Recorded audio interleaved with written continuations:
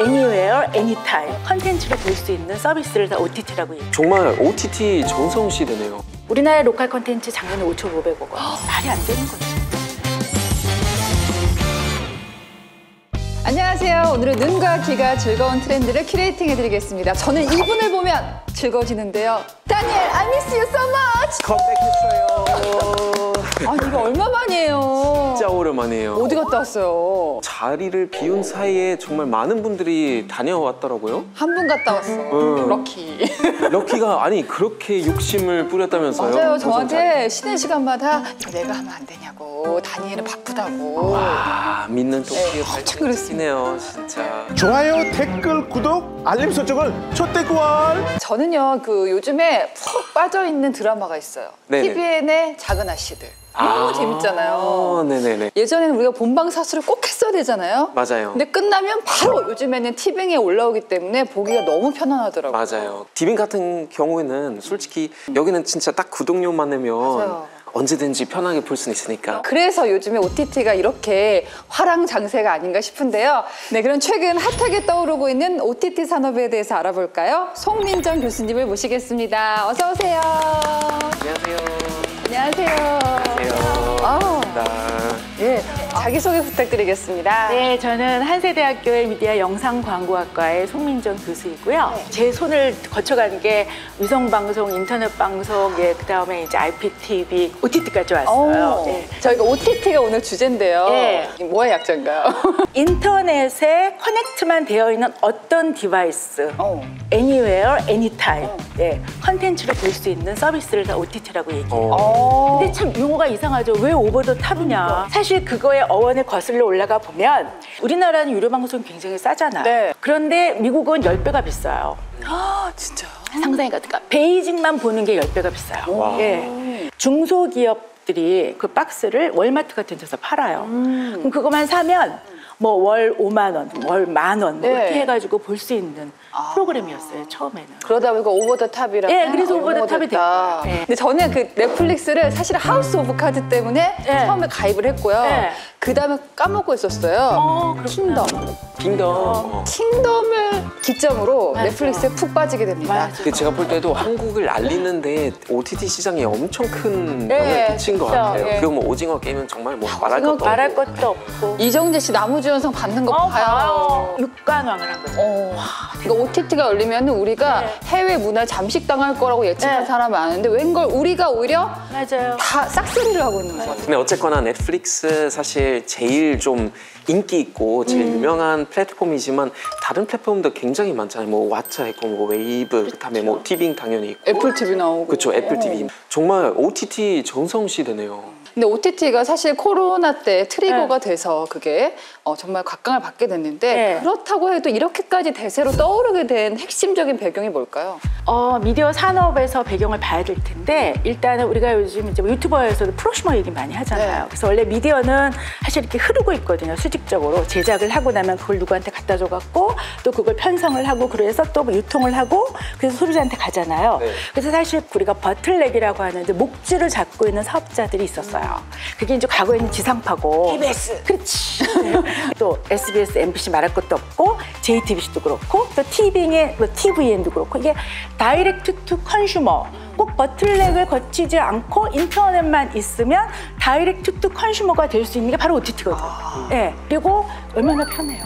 편리성이 대박이에요. 근데 플랫폼이라는 게 아까 말씀하신 것처럼 결국 강자가 다 먹는 구조잖아요. 그렇죠. 결국에는 몸집이 커질 수밖에 없단 말이에요. 그렇죠. 최후의 플랫폼은. 그러면 정말 많은 시청자들을 만나게 될 텐데 그 많은 사람들의 수요, 많은 사람들의 기호를 어떻게 감당할 수 있을까요? 중요한 전략은 두 가지로 요약이 돼요. 오리지널 컨텐츠를 많이 만든다. 얼마나 많은 오리지널 컨텐츠를 만들고 있나요? 전 세계적으로는 뭐 굉장히 많은 걸 만든다고 하고 우리나라에 들어왔으니까 이제 로컬 컨텐츠를 만들어줘야 되잖아요. 우리나라의 로컬 컨텐츠 작년에 5,500억 원. 5,500억? 15편. 잘못 들은 거 아니죠? 근데 이제 올해 또 25편을 만들면 얼마가 더 들겠어요? 6, 7천 정도. 그만큼 또 한국 드라마가 통하니까. 그렇죠. 그리고 이제 플랫폼이라는 거는 전환 비용이 없기 때문에 고객들이 다른 데로 계속 옮겨 탈 수가 있잖아요. 예. 그러니까 그거를 계속 락인을 시켜야 되는 거야, 락인을. 예. 근데 유료방송 사업자들은 이렇게 다른 데로 가기가 그동안에 힘들었어요. 왜냐하면 유료방송 사업은 뭐 모바일, 그다음에 브로드밴드 이렇게 해서 묶어서 팔잖아요. 그래서 우리가 이제 그걸 해지율이라고 하는데 이제 결합 상품으로 할 경우에는 우리나라에서 해지율이 2% 정도. 예. 결합 상품을 안 할 경우에는 한 6% 정도. 예. 굉장히 낮은 거예요. OTT는 어떻게 되느냐? 그냥 평균적으로 놓고 볼 때 한 18%에서 20% 정도. 굉장히 많이 예. 하죠. 근데 그거를 줄여 나가야 돼요. 예, 그걸 줄여 나가서 묶어야 되는 거죠. 넷플릭스가 그걸 가장 잘하고 있고 넷플릭스가 한 6% 정도. 근데 최근에는 상영이 끝나지 않은 영화가 OTT 플랫폼에 올라오기도 하고요. 뭐 요즘에 보니까 서북 같은 영화는 티빙하고 동시에 개봉을 하더라고요. 이커머스 기업들이 그 가입자 기반을 활용해서 컨텐츠를 제공해 주는 거를 예. 하고 있어요. 그게 이제 가장 대표적인 게 아마존인 거죠. 그걸 쿠팡에 그대로 이제 벤치마킹을 한 거고 최근에 이제 월마트도 그렇게 하겠다고 발표를 했어요.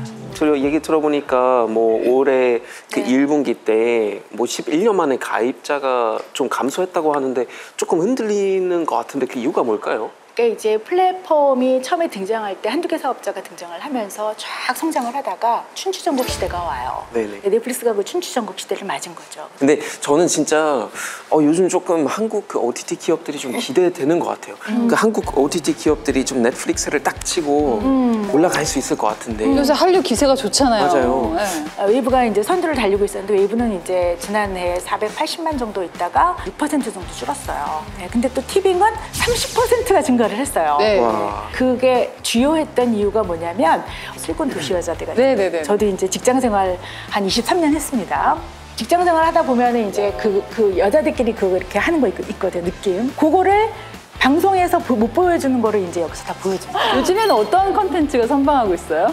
뭐 그 환승연애 같은 경우 대표적인 케이스가 될 것 같은데 티빙은 젊은 친구들이 많이 봐요. MZ 세대들이. 네네. 그래서 컨텐츠의 길이가 좀 짧죠, 예능 프로그램들이. 그래서 젊은이들이 굉장히 좋아하는 것 같고 롱폼에서 미드폼으로 지금 많이 가고 있어요. 네. 드라마도 많이 가고 있고 사람들이 이제 좀 이렇게 굉장히 좀 참지 못하는 그런 오래 보지 못해. 오래 보지 못해. 티빙이 거기에 응대를 해주는 것 같고 컨텐츠로만 놓고 봤을 때 가능성이 높다. 그럼 OTT 업계에서는 누구랑 손을 잡는지도 되게 중요하잖아요. 그럼 파라마운트랑 손을 잡은 효과가 뭐 보이나요? 국내 시장에서 티빙이나 JTBC 같은 경우가 컨텐츠의 체력을 키웠잖아요. 그러면 이제 우리가 가만히 있을 수가 없잖아. 그래서 글로벌 K 컨텐츠 플랫폼으로 성장하기 위해서는 결국은 미국에 있는 이런 파라마운트 같은 사업자들하고 손을 잡아야 되고 또한 미국의 컨텐츠 제작 거점이 좀 필요할 거거든요. 그래서 최근에 글로벌 스튜디오인 그 엔데버 컨텐츠를 인수하기로 했어요. 네, 그래서 우리나라의 컨텐츠가 좀 세계로 많이 좀 뻗어나가서 티빙을 통해서 맞아요. 뻗어나가서 정말 저 아프리카까지 가서 그러니까. 콘텐츠가 보여줄 수 있는 그런 때가 됐으면 좋겠어요. 얼마 남지 않은 것 같아요. 그러니까요. 그럼 해외에 있는 미국을 플랫폼에서 결국 티빙 콘텐츠를 볼 수 있게 네. 되는 거잖아요. 그렇죠. 네. 아니 지금 글로벌 OTT가 막 밀려 들어오고 있잖아요. 여기에 대응하기 위해서는 정부에서 세금도 좀 깎아주고 자율 등급제도 만들어주고 좀 이렇게 지원을 해달라 이런 토종 업계들의 목소리가 높아요. 이런 것들이 좀 잘 돼가지고 우리 토종 OTT 업계도 잘 나가고 우리 빈스 큐레이팅도 티빙에서 서비스하는 그날까지 네. 열심히 하겠습니다. 좋습니다. 자, 세계에 있는 많은 시청자 여러분, see you soon. Please watch Beans Curating. 예.